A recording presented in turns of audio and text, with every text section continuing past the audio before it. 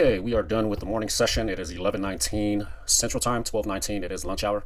As you can see here, this 30-minute chart. Let's go over this IBR levels. So this candle and this candle, this is the 8:30 and this is the 9 o'clock. So this is the 1 hour range.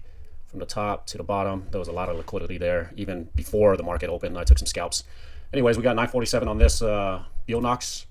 So we have 53,561, 53,555, two evals passed on Buelnox. So I'm gonna go ahead and fund those and start trading the PA. All we need to make is 200 bucks a day, so easy peasy as long as we stick to the rules. Okay, this is the IBR. As you can see, this is the Keltner channel here. S3 is right here, so this is a lot of support down here. Plus you got the low of the day, the 200 is up here, so we're way extended away from the 200. And these are 30-minute candles, so there's a lot of opportunities to scalp in and out. I'm using the micro 4, 20, and 40. So when I get in the trades, it takes me out right away, and I scale in the trades. 4 contracts,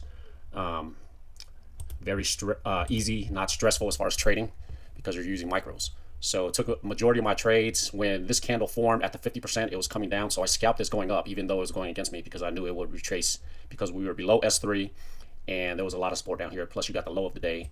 And also it broke the low of Friday and broke the low of Thursday. So we are, looks like we're gonna come and take out probably the Asia high right here. So I'm done with the day. I'll probably look at it this afternoon and go over it. But that is trading the IBR. Usually you can wait for setups when the IBR forms. If there's like extended candles, because usually these candles will retrace to the 50%. As you can see, when we overextended and we were at support, it went back to the 50% range, which is right here where the open of the day was as far as for Sunday. So usually if it goes out the IBR, you can scalp it back into the IBR.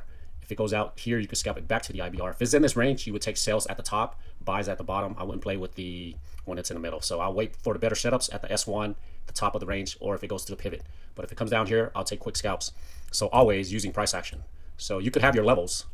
You can have your levels, but you definitely want to take your trades on price action. So if you have good support levels down here, you would just take the lower low, the higher lows. And if you were scalping up here, you would just take the higher highs and the lower highs. So just make it simple. And that way you can be in and out of your trades and let some run if it gets to your key levels. Okay. So yeah, those are the IBR trades. And look at that. There's a setup here to go short as soon as it gets up here. But we are done, 947.50. And I hope you guys are using the IBR levels because they are key. I keep these levels until the next day because if it breaks out here, it will go and retrace back to the level. That would be strong support. If it breaks down to the low, usually comes and goes back into the IBR level. So I'm going to keep this up and probably trade power hour if I get back on time to the markets.